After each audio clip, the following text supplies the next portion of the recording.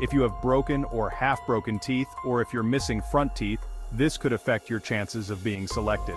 The recruitment team closely observes your smile during the interview process, and if your teeth don't meet their standards, you'll likely get eliminated.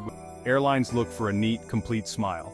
Visible damage to your teeth, especially in the front, can also get you disqualified. And here's a tip specifically for those applying to Etihad. If you're doing a virtual interview, there will be a point where they'll ask you to move closer to the camera and show your teeth. Yes, it's that detailed.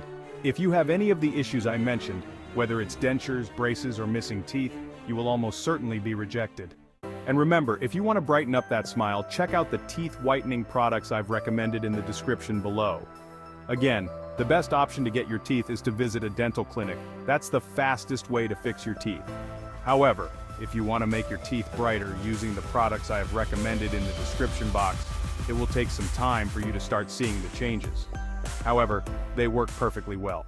Now, a lot of people ask me, do my teeth need to be super white?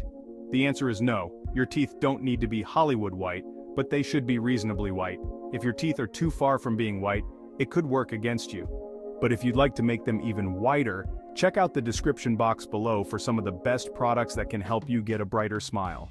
So whether you're applying to Emirates, Qatar, or Etihad, your smile matters. Follow these tips to make sure your teeth aren't holding you back.